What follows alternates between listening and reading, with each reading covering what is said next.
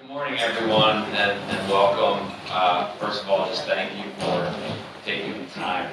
I know you all have busy, demanding lives, jobs, all those things. I know how easy it is to hit RSVP and then not show up because something else comes up. Not that I've done that before. I've done that to you, I'm sorry. But no, it really is a testament to your commitment to your businesses, to learning, which we're all in business in some way or another. We know how important learning is in times that are less than certain, as each year seems to be. So just thank you for your time, first and foremost. Thank you also to our panelists, who I'll introduce in a little bit, for agreeing to participate today, and they really are the stars of the show here, so I'll introduce them in a minute. This is our first in a series. We call it Playing the Long Game. We've been doing the series, I think this is our third year now, and it's really an eclectic series focused on individuals, organizations, entrepreneurs, different initiatives that are really committed to building something for the long term. In a short-term world, whether it's quarterly earnings or scrolling Instagram, I think it's increasingly rare, but even more important, that we focus on long-term things. We focus on building things that are going to be here beyond us. And so we've taken this theme, and we've had the great pleasure of having some very cool speakers and guests. So just a rundown, if you haven't been to one of these before, some of the guests that we've had. We've had a backup catcher in Major League Baseball, Mr. Gratz, hometown hero. Don't tell him I said that. We've had two healthcare CEOs who really built companies right where the healthcare system is most broken, in the highest cost claims and prescription drugs. We had an entrepreneur, Kevin Nolan, and some of you know him as well, who built a painting company while running marathons in all 50 states, and somehow keeping his wife under the same roof as him. We had an engineer turned entrepreneur who left the job at Johnson & Johnson, a good job where he was designing knees and hips, to design water systems and latrines and medical devices in Southern Africa.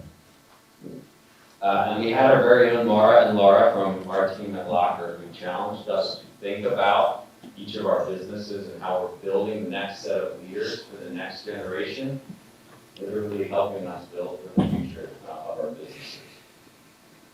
So today we're going to return to healthcare, again, something I'm super passionate about and spend my days droning on about to my team and with my team. So I have good news and bad news. Which do you want to hear first? Yeah.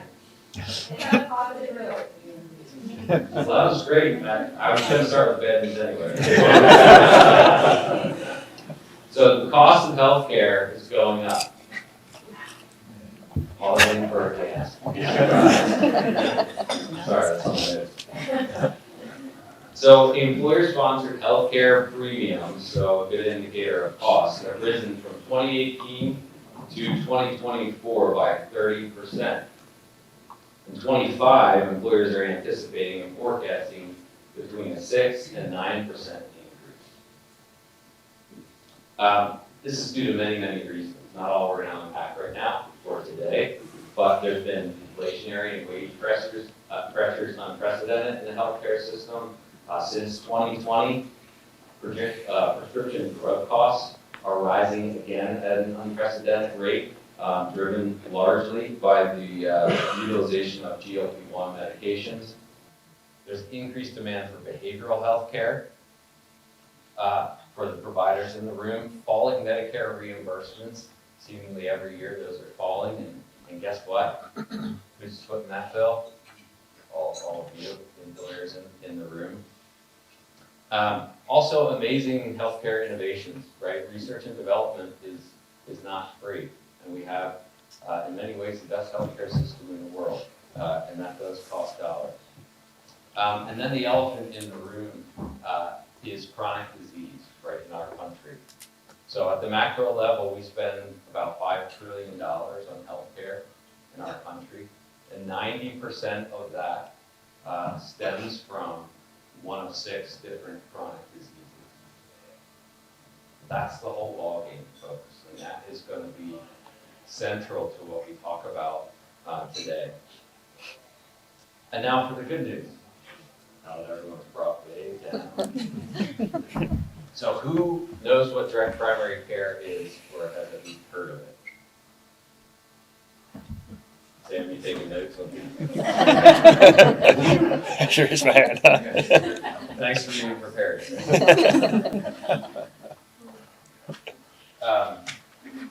So the basics of what direct primary care is, if you've heard it or if you haven't. So it's a relationship between an employer and a primary care provider, where the employer pays a flat monthly fee for unlimited primary care for their people. Why is this a revolutionary idea? It sounds pretty simple and straightforward. And it really unlocks, and Diana's going to talk a bit more about this, but it unlocks around the idea of taking the patient panel size for a typical primary care provider today and shrinking it drastically so that providers can do what? Provide care and provide more care. It really is that simple. That's really what we're talking about when we talk about direct primary care. For individual patients, this means more personalized, more robust, longer appointments, more care done right there in the office. For businesses, this means you're going to keep more of the care that you're paying for on your health plan right in that primary care office, rather than it getting sent out into the pinball machine. This means directing people to higher quality care on a more reliable basis, where the primary care doctor is able to identify the right specialty care for these people. And for the elephant in the room, better management of chronic disease. When you have individual providers who can spend more time with each individual patient, understand holistically what they are suffering with, they're able to treat them more effectively. So the direct primary care movement, and then I'll shut up and we'll get into the panel discussion, has been really growing over the last 10 years. I would say last 5 years, it's starting to accelerate. So in 2020, there were about 1,200 practices across the United States. And these practices include individual sites where a doctor hangs a shingle out, to on-site at an employer, to a shared site with multiple employers and people from the community using these practices. So 1,200 in 2020. As of 2023, a little over 2,000, and today it's closer to 3,000. And it's growing all the time. And the panel here is going to talk a little bit about at a healthcare system why that is, and at a practitioner level why that is. But this is incredibly good news, and that's some of what we're gonna chat about more. Before I introduce our guests, if you take one lesson away from today, it's this. I think to be successful in playing the long game of healthcare, employers and providers need to be on the same team. And this is the big change that I think everyone in this room can help us make right here in this community. All right. So now for our esteemed, I don't know if I can sit in that, it's like a throne. So there's a short joke in there. All right. So to introduce our panel here, first we have the superstar of the show, just to make her extra nervous. Diana Harrison, she's the director of direct primary care for Grandview Health, and she's the lead practitioner at the first location that opened up on January 1st of 2025. Then we have Heidi Alberton. She's the executive director of Grandview Health's Healthcare Partnership, and she'll tell you more about what her role is in helping to guide and lead this initiative for Grandview. We have Ed, sorry Sam, I'm going to skip over you for a minute. Ed Brubaker, CEO of Living Branches and a founding member of Grandview Health's Direct Primary Care in Souderton. Ed and the Living Branches team are long-term partners of ours at Locker and long-term partners of the Locker family in taking care of some of our grandparents, for which we're always very grateful. And last but not least, matching Ed with the jacket. There you go. I forgot the memo. That was his standard for getting. I knew I'd be sitting next to Ed today. There you go. Sam Wonderling is a consultant advisor on our team at Locker, working with businesses all around the country to help them integrate direct primary care into their healthcare and benefits strategy. All right, so I'm going to ask them a bunch of questions and get started on the panel discussion. We will have Q&A afterwards, so please keep your write down your questions, and hopefully we have a good session at the end. So we're going to start really at the center of direct primary care, and that's with the provider. And I joke that the provider is the superstar, but she and other providers in direct primary care practices really are the heart and soul of this work. So Diana, if you could start just giving us kind of your personal story, your background as a provider, some of your experience in the traditional healthcare system, and how you kind of got here today and got into this work. Yeah, thank you. Thanks for having us. So I am a family nurse practitioner. I started my career in nursing, working at a psychiatric hospital and also at Einstein Montgomery, which I guess it's called something else. But I was in the floor, in the med surg floor, so it was people with, maybe on hospice, maybe with after a surgery, after a hip replacement, really just a variety of things. And I liked that, and I liked working in psych, but I thought maybe I'd go to primary care and try to help people stay away from the hospital. So I continued my education until my master's degree, and then I started working in primary care over 10 years ago, first in a clinic in the city, and then now at Grandview. So for the last 5.5 years, I've been at the Quakertown office at Grandview. And I love my time there. I love primary care. I'm glad that that's what I went to school for, but it does have its challenges. So about a couple of years ago, maybe 2 years ago, I decided to finish my doctorate in nursing with a focus on healthcare leadership so that I could continue to do other things and kind of maybe grow a little bit, maybe get away from the stressful areas of my job and try some new things. There's actually two things I can think of that are really difficult in primary care, and there's some things under that. But one is the payment structure of regular primary care. We have to work with insurance companies' premiums, with the way that they pay, the amount of money that they pay, right? The timing, which could be 3 months or longer.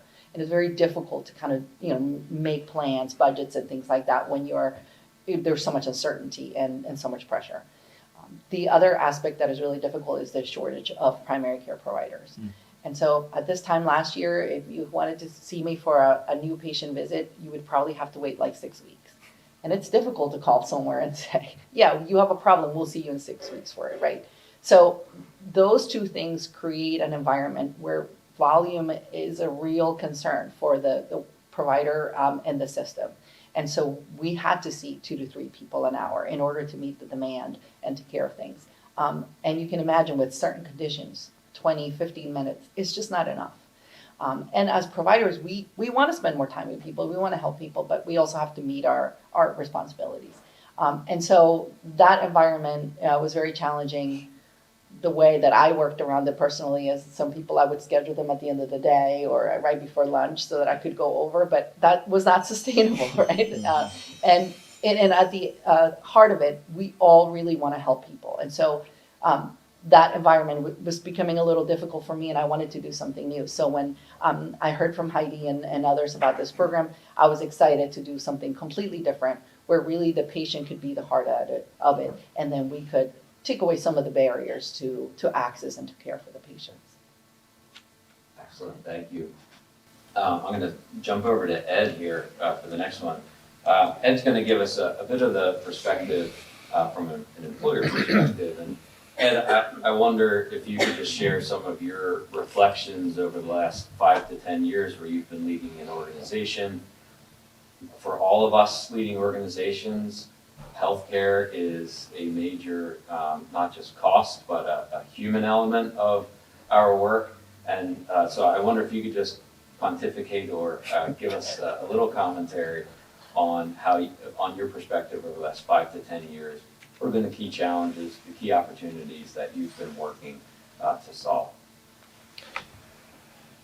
Yeah, well, certainly cost has been a challenge, right? I've been around long enough when we had the major medical plans and the Blue Cross Blue Shield plans, and things continue to cycle and, well, let's try this. How do we work at this? And so just a shout out to, I would say, to Locker as well. Our experience with them has been such that let's talk about creative options. Let's not just keep coming each year and saying, well, we got to rebid it this year, and we got to reduce this benefit category and increase, and just the game that cycle that you were in for so many years, and instead saying, what are the creative things we can do? So we, a few years ago, went into the self-insured market to try to stabilize some of that piece of it, and now with the direct primary care. But the cost has certainly been a big part of it, and cost of medications has been significant as well. And so how do you combat that? What are creative things you can do? What are other options you can try? Because some of those costs you don't have as much control over. I know you have introduced many things in the whole medication related area to try to reduce that, and how can we get better and competitive pricing in that. But what are the newest and latest things we can do to focus on the cost so that our premiums can be competitive? And in our case, we have very, I would say, generous plans for single employees. But as it goes into persons with family and other coverage, it is a lot more expensive for our team members too. And so part of this is finding ways that we can reduce our costs, yes, but also the cost for our team members when they're having their families on their insurance as well. So the cost is certainly a big part of the challenge, and making sure there's appropriate access to care too, and that our team members are taking care of themselves. So we've been working with Attentive Health on that side of it too, to try to find ways that people can make healthy choices in their lives to also impact their health. So it's the cost factor, absolutely, but the cost factor is then connected with supporting people to be healthy. Because if they're healthy, it not only makes a difference in their work lives, like they're not out sick as much, but they can also be more present if they have a family, with their friends, with whoever they are. And so it's not just about the cost, but it's also about creating a better life for team members as well, as they think about what those costs are. And so it's been then thinking about what are the new things that are out there that we can be exploring to look at and creatively work at those things. And so direct primary care was the latest one that we've actually probably been talking about it for a number of years now, right? Yeah, it's like 10 minutes. Yeah. Yeah, right. Well, only 1 or 2 years. Yeah, so, but it's now coming to fruition, and I think it will make a difference. We're early on, so we don't have, ROI numbers or anything like that at this point yet. But we do anticipate, based on the concepts of the program and how we believe it can make our lives better for our team members. And maybe I'll just digress a little bit on that piece. One of the pieces for us is friction. Reducing friction in team members' lives, right? So just stick with me on this for a minute, but I'm old enough to remember rotary phones, right? So you turn the dial, and then the thing you have to wait till it, you were hoping for not a lot of zeros in the phone number because it took that much longer to get back. Then you had the push button phone, but it didn't really go to touch tone. It was still dialing behind the scenes, so you'd hear it dial, you'd press the button. Some of you are old enough, right, to remember that? Well, I also remember the days when you actually got credit card statements in the mail, and then you pulled them out of the envelope, and then you would go over and write the check and send it in. That was a pretty short process, right? I mean, assuming you had enough money in your checkbook to pay the bill. Now, I get it in my email. I have to turn on my computer. I have to go into my email, retrieve it, go into the website. Then I open my password protected Word file with all my passwords on it, copy that password, paste it into that, go into the website, go through, find the statement, and then say, okay, yes, what did Lucy spend this month? No, I don't do that. I'm kidding. She'd kill me if she heard me say that. That's my wife, by the way. But that's an example of theoretically a process that was supposedly streamlined. It was streamlined, you better believe it, for the credit card company. Who it was not streamlined for was me. And so all of our team members experience that too, right? You go to, I was the urgent care the other year, and I'm going on, okay, you got to download the app so you can register to be for your appointment. So you go through all that. And then I go back in and she starts asking me questions that I just answered on the app. Like, what is the deal here? Yep. But that is what everybody experiences, right? And you just extrapolate that to all the things in your life. You know, we had one child, and that was enough running around. Other people have more children, and then they have teams, all the teams and all the opportunities for kids today.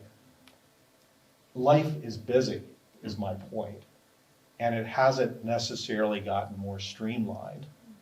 But I gotta tell you, this is one way that it streamlines life.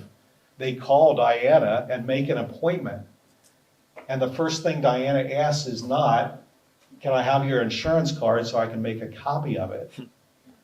She says, here's your time, you can come in. And it might even be tomorrow as opposed to 3 weeks from now. And you might get to spend a time with her that's an hour or a half an hour talking about your physical health and your needs as opposed to checking the time and seeing, I got to get to my next patient. And so there's a cost factor, there's a health factor intervening earlier in people's lives, but it's also, I think, about reducing friction, making life easier. And I think that's a big deal for people today. And there's not a lot of ways we can find to do that, to make life easier and less friction. So. Awesome. Mic drop, right? And, thank you, Ed. No, that was great. Great summary. Clearly, Ed's been talking with us and helping shape our thinking for a long time on this. So I'm going to move to Sam next, and maybe I should ask him if he knows what a rotary phone is. I was going to say he lost me as soon as he You're going to have to explain that later. I don't know if Sam was born at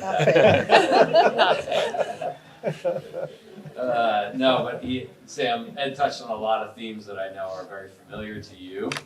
I wonder if you could just give us some reflections on the last 5, 6, 7 years where we've been working with businesses to integrate direct primary care in, and some of the things that they're thinking about, and some of the conversations that we have with them, and some of the experience that you've had with your clients experiencing direct primary care as opposed to the traditional system.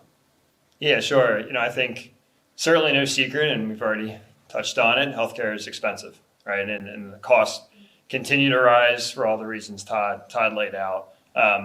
And when you think about who's paying for it, right, it's the folks in this room, right? It's employers. The majority of Americans get their health insurance from an employer plan, right? So we are all effectively footing the bill here. And the challenge there, and where I think we've done a really poor job as a nation, an industry, is conflating the term health insurance and health care, right? Health care is what Diana does every day. It's providing care, taking care of others, emergency room visits, hospitals, right? That's health care. All health insurance is a way to pay for that, right? And I think too often we conflate the two, and we've tried to use health insurance as a way to solve for what is really a healthcare problem, right? Health insurance in general, is actually a really inefficient way to pay for a lot of the care that we all want to see and have great streamlined access to, right? Yes, it serves its purpose for really catastrophic things, but at the end of the day, the insurance industry as a whole, and counterintuitive coming from an insurance guy, right? But we want people to buy less insurance because of all the inefficiency that industry creates, right? If you don't believe me, Google United Healthcare stock price over the last 10 years, right? And see how much that's escalated, and now think about all the premiums that you're paying as a result of that. And so the real opportunity here for employers, and where we've been really educating our clients over the past 5+ years, is to bypass insurance, right, and go direct to the source for care. Where all possible, contract directly with, not just for primary care, but for specialty care, for imaging, for certain surgeries, right? And go right to the provider, the source of care, and really bypass insurance altogether to achieve all of the great benefits that we're hearing today. So that's really how we encourage employers to think about it, right? And ultimately, you're really just providing a better benefit, a higher quality benefit to your employees, right? Every employer in this room is paying for primary care today for their population, right? Whether it's on a self-funded plan or in the premiums you're paying to the fully insured carrier. But you have no control over the quality or the value of that care that the individual receives, right? They're more than likely going to a doctor like Dan in her past life who's burnt out, who only has 7 minutes to see you or can't see you for 8 weeks, right? And so really it's shifting the mindset of the employer to say, we need to own this area of our business as well. And there's an opportunity to provide more direct care for our folks in a more efficient way to not only pay for it, but again, provide just greater value in doing so. Awesome. Thank you, Sam. Yeah, and building off that here with Heidi, and really getting to the heart of bringing employers and providers closer together. Heidi, can you talk a little bit about what brought Grandview to the table, so to speak, and what led you to jump in and really start leading in this area in our community? Yeah, I'd be happy to. Thanks for having us. Really appreciate it. So Grandview as a health system, we've been part of the community. Probably you've received care in one of our health systems or health facilities. We've been, here and around, but in the past 9 or 10 years, we really took a look at how can we more deeply embed, particularly in our local healthcare community. So we started Grandview Healthcare Partnership, which is a clinically integrated network. The goal at the time that it was started was really just to maintain better and closer ties with independent primary care providers. So groups that you might be familiar with, like Tri-Valley Primary Care, Kim Kuhar. There's some practices in Lansdale, Green and Seidner, LMG Family Practice. We brought all those groups together first and foremost just to say, how can we take better care of the community? What roadblocks were those providers experiencing as their patients were coming through our health system? What that turned into was engaging with insurance companies in what we call value-based care. So if you remember all the way back to 2010 when the Affordable Care Act was created, the Obama administration basically said, we want the healthcare entity, the communities, the health systems in our nation to own what's happening with patients across the ecosystem. So Grandview as a local hospital said, yeah, we can get on board with that. And we had health insurance companies that wanted us to do the same. So really the focus was how can we better manage care, primary care being the central focus of that, right? So if you look at healthcare economics, not to get too far in the weeds, but when you look at every healthcare dollar spent, about 4 to 5 cents of that healthcare dollar goes to a primary care provider. But guess what? They influence 85% of that dollar. So they're telling patients where to go for care, what care to receive. So when the insurance companies came to us and said, hey, can you do a better job of managing that care? We said, yeah, we think we can. So in that process, we built a really robust, what we call advanced primary care service in each of our primary care practices. Grandview certainly jumped on board with our independent or our owned primary care providers, and then our independent docs as well too. But as we sort of traveled along that journey, we had a team of us that were looking at strategy on a broader perspective to say, working with insurance companies is great, but we're part of a local ecosystem here. Are we meeting the needs of that community? And probably, I would say maybe 5 or 6 years ago, the Locker team had come to us to say, hey, are you guys aware of direct primary care, direct to employer primary care particularly? Is this of interest to you? And it was kind of one of those very slow dances, if you want to call that, and probably why Living Branches had to wait so long to engage. Just as we explored to say, is this an option for us? Is it something that we could do with our local employer community? Fast forward to 2023, early in 2023, we got some news that as a competitive healthcare provider was not happy for us. North Penn School District decided to bring in a national entity called Everside that was providing these direct primary care services. And we went, no thanks, not in our backyard. We wanted to be that connection in the community. So that led us on a journey to say, what is it about this model that's so attractive to employers? Why are they wanting to engage in this? And Ed, I think you touched on, a lot of employers have moved very rapidly from fully insured plans to self-funded, thinking that we can maybe save some money here. And in reality, those savings may not be realized. I don't think I have to tell any of you, 1 or 2 employees that have a catastrophic health event can really put your healthcare budget over the top. In addition, Grandview as an employer experiences this, I'm sure you do too. Recruitment and retention of employees is really hard in today's market, and attractive healthcare benefits are really important. Also from the employee side, Diana, you mentioned how tight your schedule was, and just Ed, your simplification analogy was wonderful. It's hard to access healthcare, and if you don't have a good primary care provider kind of quarterbacking your care, you can be accessing the healthcare system at all different points.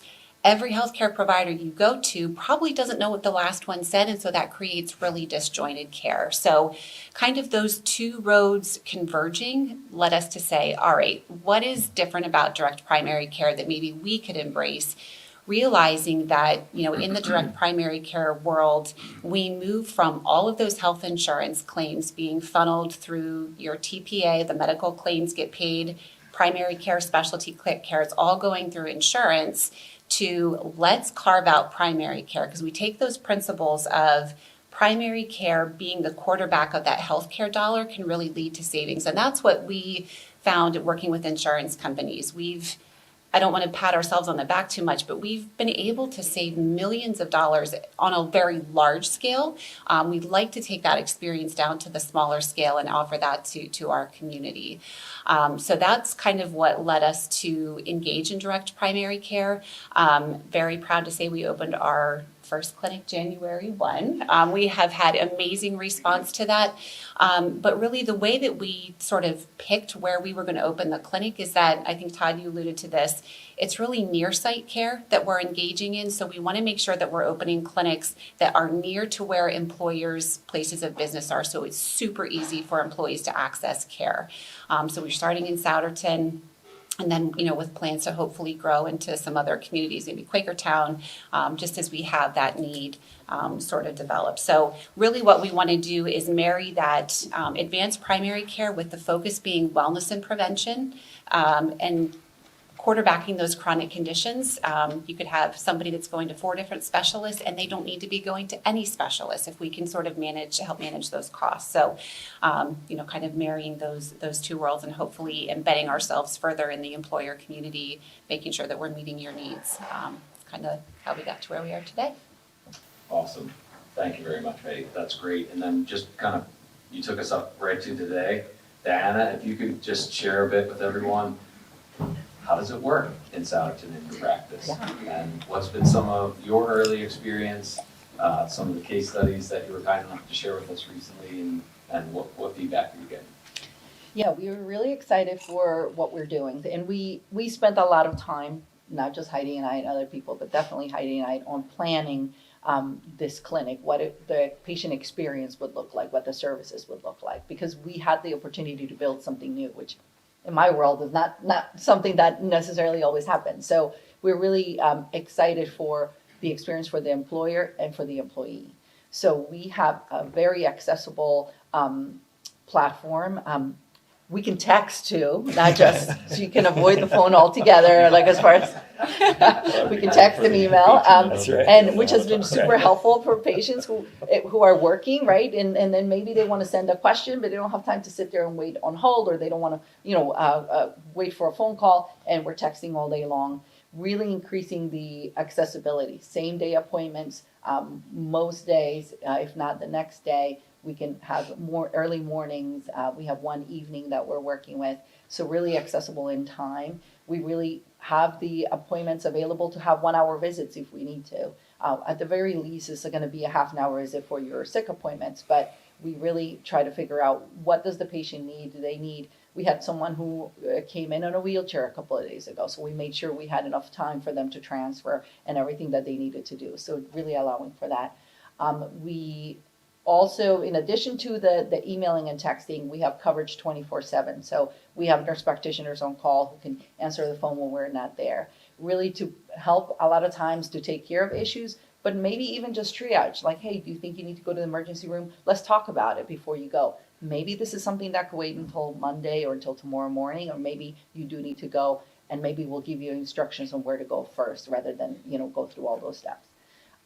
We also have, our location right now is in Satterton, and we're using the second floor of our Skyview primary care location, while our permanent location is being fixed up in Reliance Road over there, right across the street from Living Branches. So we're really excited about that. It's going to be more of a homey feel. We really want people to feel comfortable when they come in, get a cup of coffee, get a snack if you need to. Let's really talk and get to know each other. It's really about personalized medicine as well. Like, let's find out what is going on in your life, what are the things that you need, and how we can best support you. In addition to the regular chronic care, we really are focused on lifestyle medicine. If you're doing well, awesome. What do we do to keep you well, right? If something happens, how can we walk you through those situations? Because life happens. And what I'm hearing a lot from employers is they don't want to miss work. They want to get back to work. They want to get back to their life. I had someone with some pain issues recently who was having a hard time doing their farm chores because they have like a house farm in addition to work. And they were like, I need to feed the goats. That's important to them. That's going to be important to me, right? And also they don't want to miss out work because of this pain. So this is the kind of thing that we're really focusing on. There are services that we provide is the traditional primary care services that I provided in Quakertown, because we really wanted to make sure we still had the high level of services that we provided, the high quality. We did not want to offer less to our patients in this setting. So I do physicals, well women visits. If somebody's sick, we can do the testing right in the office. And we can also do care management. So if you have a chronic condition, we can, support you through that. We are partnering up with any of the services that our employers that they have. We're highlighting those and supporting those. So Living Branches, for example, has invested in the Attentive Health Program, and they're coming to visit us tomorrow. And we're already planning on how do we connect our patients, to these services. You already spend the money on it. Let's make sure that we are taking advantage. I mentioned the sick visits as well. So we also have a small pharmacy in-house if somebody needs a medication. So for example, yesterday we had someone come, they woke up with a fever, we tested them, they were positive for flu, and they left with the flu medicine, included in the visit. So they saved a visit to the pharmacy waiting there. There's a shortage of Tamiflu, so they avoided that, and also avoided the cost of that medicine, which is, it's not a huge cost, but when you look at all these things that people have to go through to get care, again, simplifying the experience and getting them back to their life. So those are some of the services that we provide. We've had, even though we've only been open for 2 months, we've had so many different stories already, themes that have reoccurred in a lot of the different clients. So we have a number of clients that have very different populations in it. But one main theme is, I didn't have a primary care provider. So they've been avoiding care, they've been putting things off. And so I started going through the list. Hey, have you done your mammogram? Have you done your colonoscopy? No. Oh, I don't have a person. Or, hey, have you been taking care of your chronic conditions? And sometimes they haven't. They've really been just ignoring some things, knowing that they have them.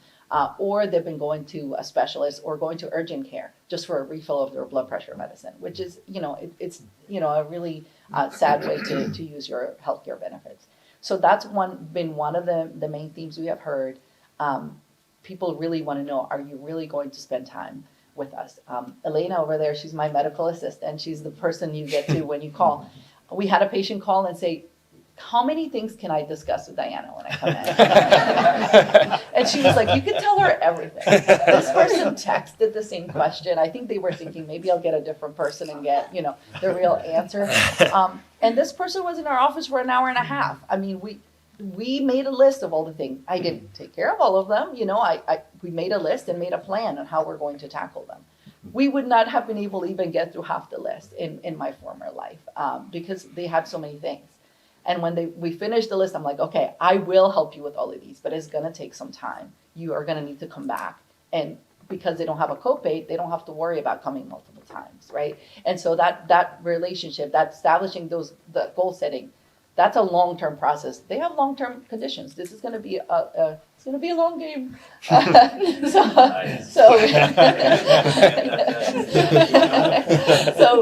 We need to plan ahead, but let's figure out, what works in your life and how we're going to tackle that, right? What is your capacity to take care of some of those things? Another theme that has evolved too is patient education. We had a patient who came in for a physical. They're diabetic. We did some blood work while they were in their office. They came back for a follow-up. Their diabetes is controlled. Great. So they came back. We were talking about nutrition, and I said, while you're here, can I check your feet? And he said, why are you looking at my feet? And then we talked about diabetes and foot wounds and things like that. And he said, nobody's ever told me about this. And I was like, guess what? Your diabetes is controlled today, and that's great, and you don't have any issues with your feet today. But we talked about people losing limbs with diabetes and why that matters. And that education is important now because his diabetes is good now, but what if something changes, right? And this motivates this person to continue to do well. So I had the opportunity to say, hey, these are part of the things, we have these standards of things we want to continue to do. Even when you're doing well, we can still even do better and keep you healthier. So that just happened this week. I was trying to think of all the stories we shared before, but the thing is, all these are people stories, right? They're their experiences, and they all these amazing things keep happening in ways that we're connecting with people. But it comes down to us having the ability to connect with them, the resources to connect with them, because of the work that has already been done. Because the membership is paid, that I get to just do my work and not worry about, do they have a copay? Can they afford to come here? Can they get here, in a reasonable time? I just get to take care of them. So. Awesome. Whose primary care experience sounds like that? No, I mean, that really is, joking aside, that, Diana sharing those things, you can see the passion, and Sam and I see this in other direct primary care docs that we speak to. It's the same story over and over again when she said, I just get to focus and do my work, which is patient care. That's the heart of this whole thing. And we have these amazing practitioners, right, in our communities, and we've set them oftentimes in a system that doesn't allow them to do their work, right? You like the CHL crew setting an engineer and building a system that doesn't work for them, right? You got to build the system right so you can unleash the talent that you have. I wonder, and this builds on kind of the experiences and the common themes that Diana just highlighted. The rest of you, certainly, Ed, I know your team is early on in this. Sam, I know you have plenty of experiences with clients, and Heidi too, feel free to share. Any other common themes, or you can give a second to what Diana shared. Any other common themes you hear from the members and from the employers as they engage in this model?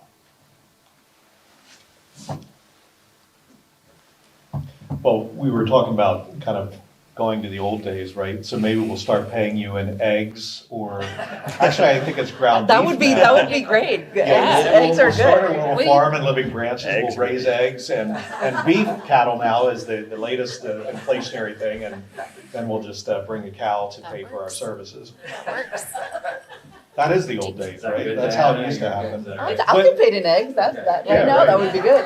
Depending on what the price is per dozen, that might be better than Yep. a paycheck. Yep. Well, yeah, that whole idea of early intervention, though, too, is so critical. And I'm not going to stereotype younger persons, but we do see some that, you know, like when I asked my daughter a few years ago, well, who's your primary care doc? And it's like, what's a primary care doc? In other words, people don't all, and it's not just younger persons either, but not everybody has that relationship that we in this room might assume that, well, yeah, you just have a primary care doc, right? And so this fills in the gap for some of those persons to be able to do that. It also, we've had experiences too where people said, well, I didn't go. Well, why not? Well, because there was a copay, or there would, you know, or I didn't want to wait 8 weeks, or whatever, you know. And so again, how can we remove that friction and have early intervention so that the costs can be lower, but also it's a better experience for them too. It's not just about the money, it's about the fact that if you have early intervention with the person with diabetes or whoever, you can really make a much bigger change in their life. So it's really those kind of pieces that I think can be very, very helpful. And so it's really about health and early intervention to get persons engaged and make it easier for them to get engaged. And when that happens, good things will come out of that. Again, as I said earlier, we don't have an ROI now to say, okay, well, we reduced the number of more specialty services, but that would be part of the goal too, to be able to have earlier intervention to save costs in the long term. But it's not just the costs too. If you're caught up in that cycle of that care in the long term, that's time. That's all kinds of other complications in your life too. And so it really is about that, getting involved early. You talked too about the hour and a half you spent, and that was, I don't know that we've heard a ton of stories other than just appreciation for it, but that idea of they can take the time with me. And really, I think the one comment that we heard was, I felt like I was listened to, and my problems were taken seriously. And so when the team member connects that to the employer, that strengthens the team member-employer relationship as well, because it's clear that this relationship is connected to us as Living Branches, and it's connected to Grandview. And when we're seen as helping to create better spaces in their life, that is a win for everyone. Can I add something to that? Mm-hmm. One thing that a couple of our employers have done is really facilitate the process for people to come to see us. And so giving them the opportunity to come during their workday or leaving early. And we had a lot of questions at the beginning. Why are they doing this? What is the point of this program? And we kept emphasizing that this is an investment that the employers were doing on their employees.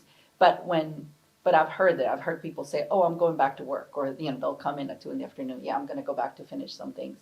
They are seeing that guys are making the effort to make it more accessible, and they're also connecting that, like, they do care about us, because they know whatever happens here, you're not going to hear about it, but you made it possible for them to get their issue taken care of. So I know I've had at least 2 of your employees who have come in the middle of the day and said, yeah, I'm going to go back.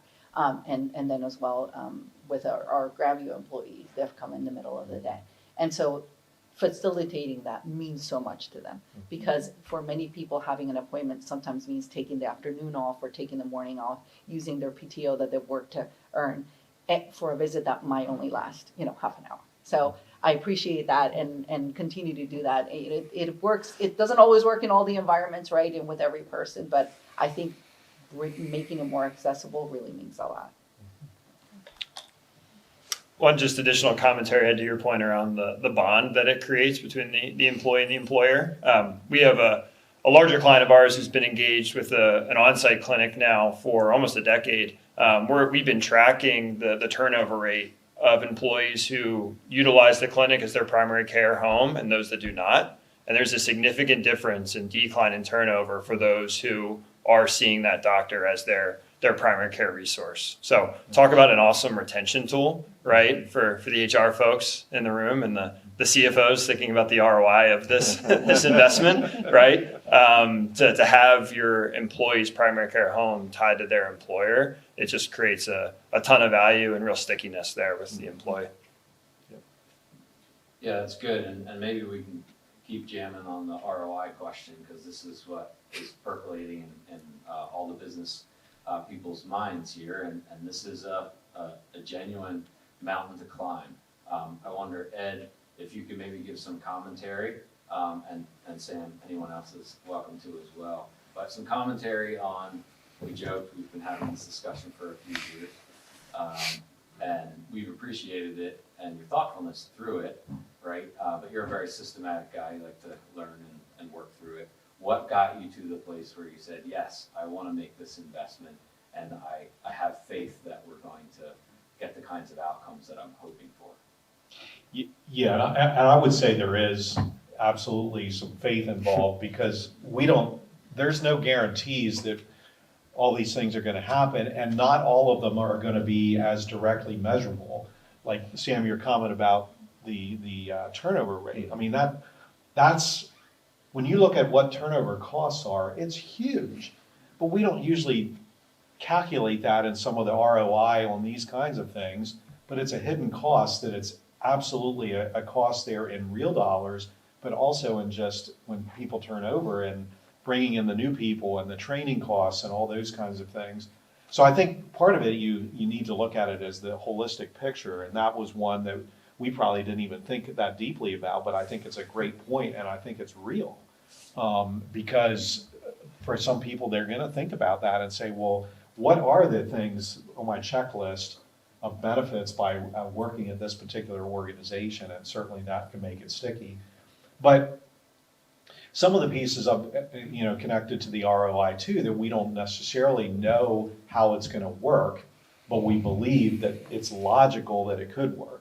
And that is, so if you have an earlier intervention, you can avoid those higher costs of care, that, the pain that turned into be something more serious, that if that was there was earlier intervention, the cost would have been X, and now they're going to be Y because of that. And so we believe that there's a piece of that absolutely is going to be part of it, that if people get to Diana quicker because it's easier to get to her and can take the hour and a half and have the 20 things they're talking about, there may be 3 of those 20 or 5 of those 20 that are more serious that she can really hone in on and say, and do some triage and say, we need to work at this. That could, again, have a cost factor, but also a benefit factor to that person's life. So what's the ROI? It's not just money, it's also the ROI as far as the stickiness, as far as the team member's life experience, that they're going to be healthier, they're going to feel better about things. And so there's the direct financial. We believe there will be a direct financial ROI, but there's also a lot of different other ways to look at that. Now, the reality is that it's going to take longer to look at this and say, what is the real ROI? Because, when we build a new building, or when we, do other things that we may do, there's a direct correlation, and the people are moving in, or whatever the thing is, and the income's coming in.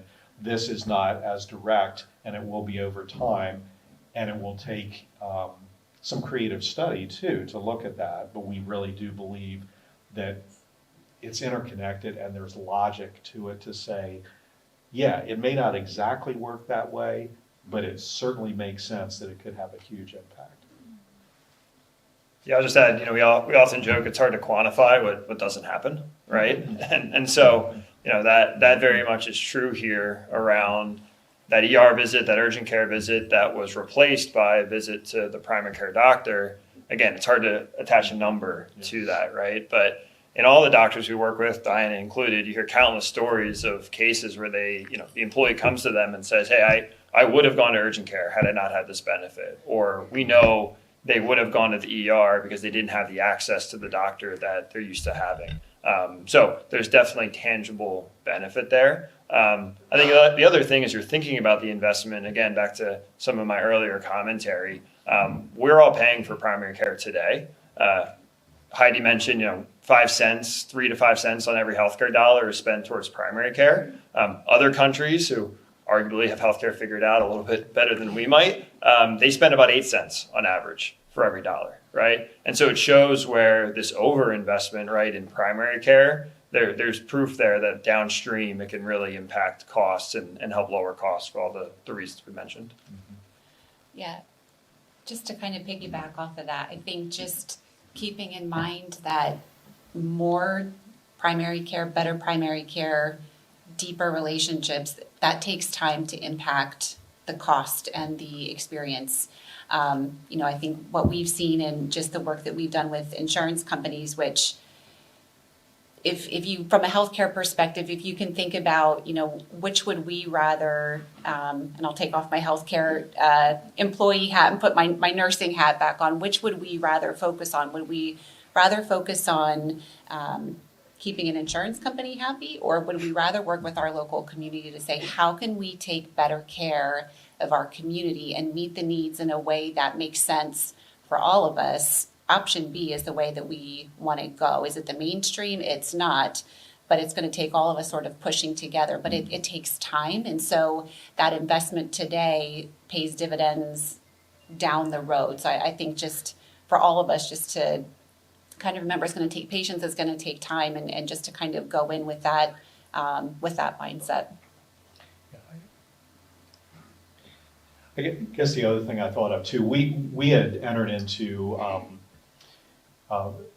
we went away from a fully insured plan to a self-insured plan a few years ago.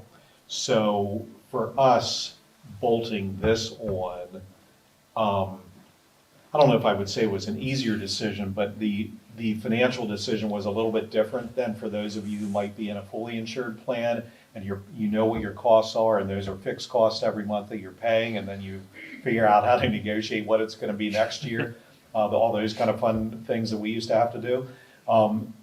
Now for us, the cost of our health care and health insurance, in quotes, is more fluid because of that. And so it's just a little bit different review process, in that this cost was a cost that we were also trying to drive and influence those other costs that we have more control over because we are self-insured. For fully insured, it's probably a little bit different equation to look at. Yeah, that's absolutely right. These guys did a great job talking about the ROI conversation. Maybe two things to add. One, the way we like to talk about it, the simplest way to understand it is Diana is your risk manager for your health plan. Mm-hmm. Right? You have risk managers for other parts of your business, right? For the shop floor, if you're manufacturing, etc. She's the risk manager. You want as many people coming to see her as possible. That really amplifies the impact.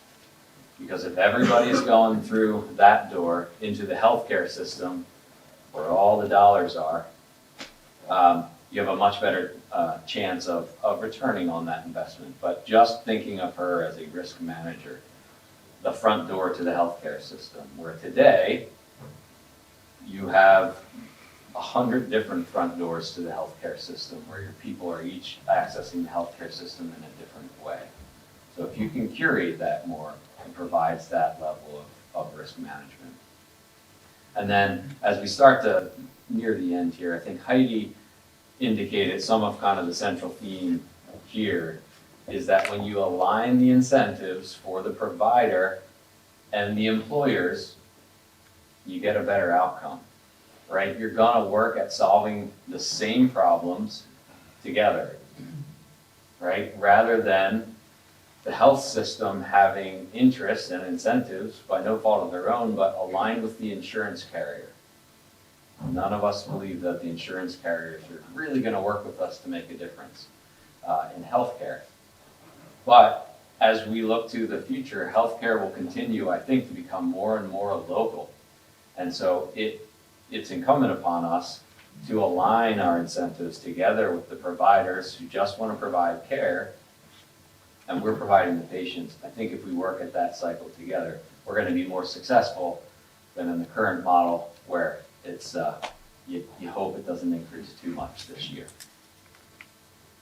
To close up, before our Q&A, Heidi, Diana, do you want to just talk a little bit about how people can get connected with you guys, and kind of what's next for Grandview here? Yeah, we have some informational sheets that we'll hand out to you. You can reach out to us by email, give us a call at the office, either Diana or I. We're happy to come out to your place of business. One of our favorite things is getting to know folks. It's not just a relationship-based model for the provider and the patient, it's us to you all as well too. So it's just really been a pleasure, the companies that we've started working with, getting to know some folks and like how can we partner together. So email, call, we'll have our information available. Pretty simple. We like it straightforward. I don't know if you have anything to add. Yeah, I think the only thing I didn't cover, I didn't prepare notes, and so I think I got a little lost in some of the things I normally say, but we are really committed to keeping that ratio of provider to patients real low. That is how the model works. That's how we've seen the data work in other places. And so as we're, building and growing and getting more patients, we already have a plan in place on how to grow our staff as well, which, we're already in the process of doing that. And so, when you think about, will this experience be the same, 6 months from now or a year from now when we have more people? Our goal is for it to be yes, to have that, still those hour visits, still that accessibility. That is part of the model. So we'd love to come and meet with you. And if we get a program where you want your own nurse practitioner, we'll find the person to bring to you. We really want you to get to know our team and who we are and how we can meet the needs that you have for your employees. Diana, do you mind sharing just that cap, more specifics Yes. around it than where you are today in current Yeah. enrollment? Thank you. So our cap is, when I was in regular primary care, I had somewhere around 2,000, closer to 2,400 patients over in Quakertown. My personal cap is a little lower because I do administrative work, but our cap for our nurse practitioners will be 700 patients. So if you think about how many people could come for a physical in one day, there's plenty of room to have 700 people come in, but that is what our goal is, to be really low. Like I said, mine will be a little lower, so we'll be looking for someone else as we grow, but that is the point, so that we can all take care of the patients in the right amount of time. Awesome. No, that's excellent. And just also a shout out to the Penn Stainless team here as well. They just launched with Grandview on February 1. So another one of the founding members leading our community up a little north. So if you want to talk to another employer, they're willing to talk to you, and they've been in this conversation for a long time. Thank you all for your time, your comments, your thoughts on everything. Kudos to the Grandview team. As Heidi indicated, we've been gently nudging them for a long time, but without Diana and Heidi, and Dan's not here, but Dan being super thoughtful and really pushing for this and championing this within a health system, right? This is a little bit counter-programming, so that takes good courage. And then on the other side, being super thoughtful about how they're doing it. As you can tell, Diana's super passionate. She's out there recruiting the next providers, and she has very high standards. And that certainly for us, and bringing some of our clients to the table here to talk with them, gives us lots of confidence that they're being so thoughtful. And we've dealt with direct primary care across the full spectrum, and they're really living up to those high standards. So that's been really fun to see. So we appreciate that. Thank you. Want to open it up for questions? Mike. So this might be more for Heidi. Philosophically, we're on board with the concept, but can you talk into, from Grandview's perspective, like financially, how is this model scalable? Obviously we don't want to get involved with something that's not going to be there in a year, and how do you prevent it from being what currently exists for primary care? Yeah, I think the key factor in this is we take insurance out of the equation. So the financial model that we have built, it's a per member, per employee, per month sort of a membership fee. So it's one price for adults, one price for pediatrics. And the way we structured that was so that we were covering our costs. We were never looking to make money on this model. It's really more about making sure we took really good care of patients. And so what we have built from the outset is intended to scale. And as our panels get to patient panels get to a certain size, then we start recruiting for the next nurse practitioner and opening additional clinics. So we're already looking at, what are we going to be doing over the next 5 years? How are we preparing for that financially? So as Todd mentioned, we have, a small but mighty team within Grandview that really sees this as a growth opportunity in the community to better serve our community. We have wonderful support from our executive leadership. Our foundation board is also very engaged with the model. So I'm confident that, we'll continue to grow the program. Yeah, just one follow-up comment there. We're in kind of a direct primary care desert here. Agreed. It has like the Lancaster area is one that's much more mature.